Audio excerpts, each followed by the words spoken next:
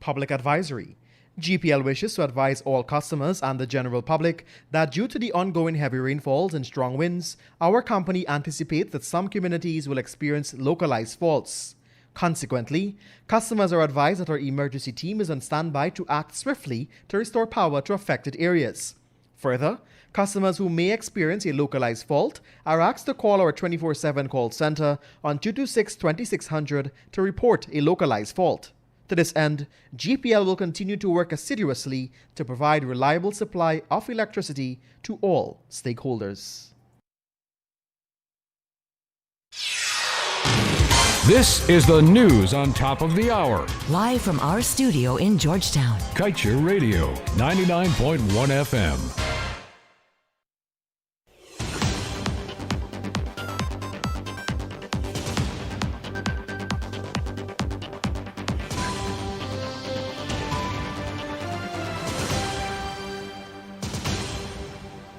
With news and cap, that should be with your main newscast. I am Joshua Van Slykeman. Good afternoon to you. Thank you for joining us. Just before we bring to you your Monday, December 21st main newscast, let me bring to you today's page 7 in the Kaieteur News that is dedicated being blunt. What has a year of oil production by ExxonMobil given Guyana? Pollution of our air with more than 12 billion cubic feet of toxic natural gas.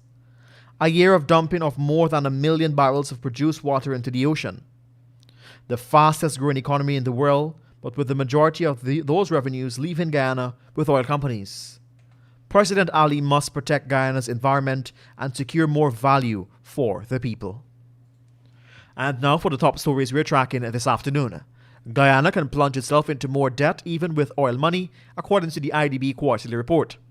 In the op-ed, Guyana's political opposition is asleep at the wheel on oil. And ExxonMobil continues to tout unverified local content figures. Meanwhile, PSC wants charged GECOM officials removed before LGE. And gas injection equipment finally fixed, Exxon says. Get the details of these stories and much more when the news returns. This Christmas, Shake to Win just got bigger! Now when you purchase our new bigger Digital Prime bundle and Shake to Win, you can choose your prize and share it with someone you love. So, shake more and share more! Share more daily prizes and guaranteed wins every Saturday. You can win laptops, cash, smartphones, credit, data, and so much more. Shake more, share more. Activate a Digital Prime bundle in the My Digital app and Shake to Win this Christmas. If something doesn't look right, then there is something wrong. And if you suspect child abuse, then you must report it to the Child Care and Protection Agency. During this time more than ever, we have to be the eyes and ears of abused children across the country. So if you see it, or you know it, or even if you just think it's child abuse, then you must report it to the police or call the CPA hotline on 227-0979. A message from the Child Care and Protection Agency, Ministry of Human Services and Social Security, and UNICEF.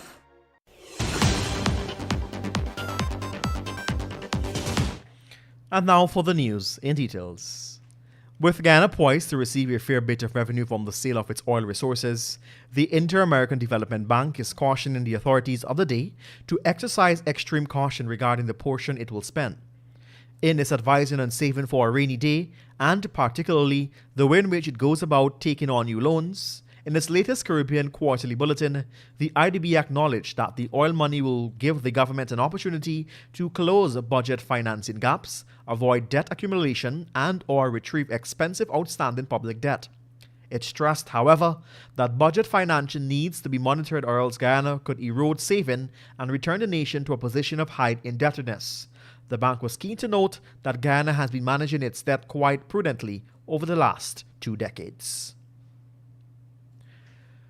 Very few countries can profess that they have been able to change the lives of their citizens with the wealth accrued from the oil and gas discoveries. In fact, many countries like Trinidad and Tobago and Venezuela are prime examples of how oil can leave a country in economic shambles when they fail to manage these resources prudently. In other cases, countries have seen more than half of their population plunge into extreme poverty, while the family and friends of the administration of the day should be revealed in billions of dollars they've stolen from its people. Indeed, One would think that the political opposition, which served one term in the office, would be fully acquainted with these challenges and would therefore be championing 1 week at the that should be once a week at the very least for these matters to be addressed. Instead of having an opposition, this is hammering the new government to get critical on oil and gas matter handled. The APNO AFC remains quite frankly asleep at the wheel. ExxonMobil Guyana has yet again made unverified claims using block figures in its local content public relations campaign. In celebrating its 1-year anniversary producing oil at Liza Phase 1, the company said investment in the local economy continues to increase at the Liza Phase 2 and Payara projects. More than 2,100 Guyanese are now supporting activities on and offshore. ExxonMobil and its Keys contractor have spent over $69 billion Guyana dollars with more than 700 local companies since 2015.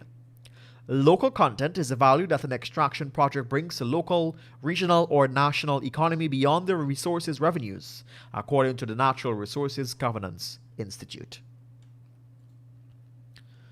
With local government election due in the coming year, the Private Sector Commission has called on those compromised GECOM officials to be removed before the process commences. Among those include GECOM's CEO Keith Lowenfield, Deputy CEO Roxanne Myers, and District 4 Returning Officer Clement Wingo, who have pending matters before the courts for the role they played during the contentious March 2nd elections. So far, there has been no indication from GECOM or the chair what actions would be taken to reprimand those officials. The PSC pointed out too that as far as we know, none of these officers has been dismissed from their employment with GECOM, nor have they been suspended from duty against the criminals, and so they have to charge. There has to be changes there. That's what we want. A production at Liza Destiny oil vessel reaches full capacity of 120,000 barrels of oil per day.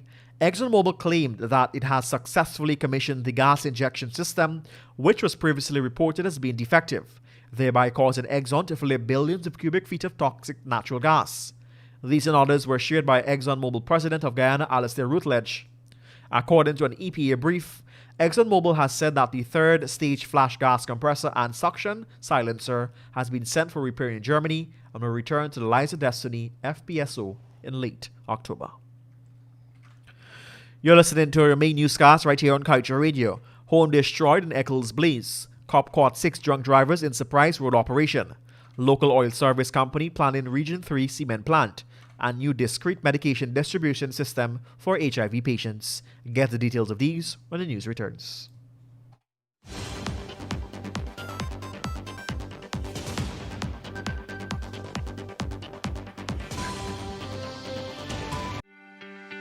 This is GHK Lal inviting you to join me weekdays from Monday to Friday on the National Outlook for commentary on a range of issues. Immediately after the 12 noon and 7 p.m. newscasts on Kaieteur Radio at 99.1 FM and 99.5 FM.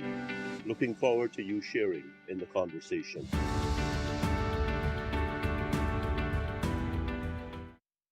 Guyana is now a full-fledged oil-producing nation. But how much do you know about this valuable yet finite resource?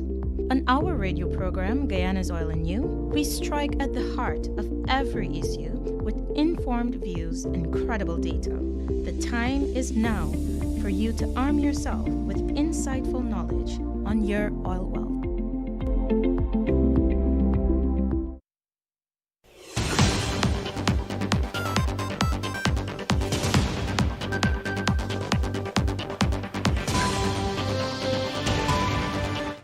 Thank you for joining us. Mere days before Christmas, a family of 4 was yesterday forced to watch their Eccles East Bank Demerara home destroyed by fire. Just before 9 hours, residents of the area recalled seeing thick black smoke in the sky.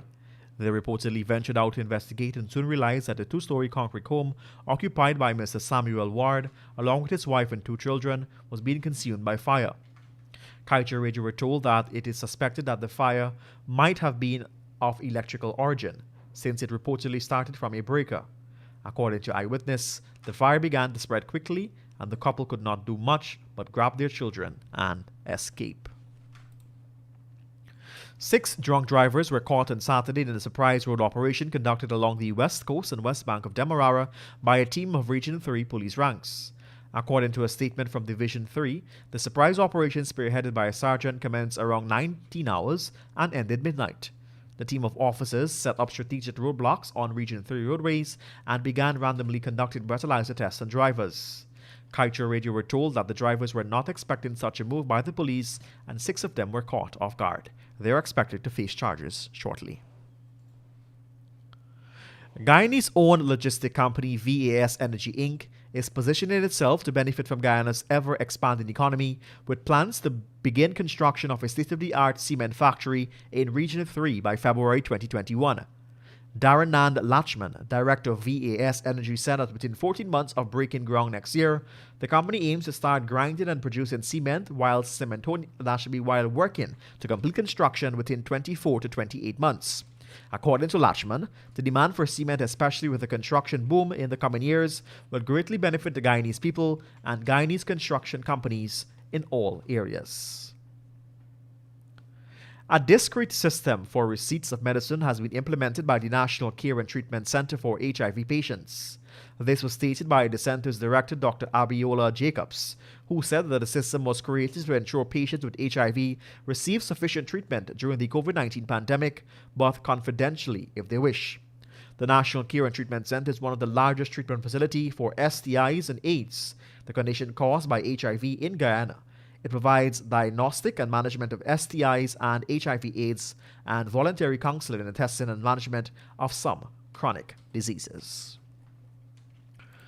And with that, we've come to the end of your main newscast right here on Kaieteur Radio. Let's remind you that you can get the full details of these stories and much more by picking up a copy of the Kaieteur News at a newsstand near you or head across to our website at kaieteurnewsonline.com. I am Joshua Van Slegman. Thank you for joining us. And on behalf of the news and technical team, as well as Kaieteur Radio, we take this opportunity to wish you and your family a Merry Christmas and a prosperous 2021.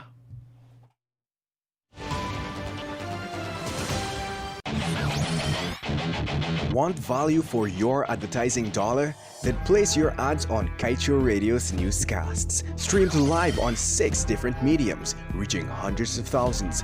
Advertise today and watch your dollar grow. Call us on 225-8465 or 226-8210 today.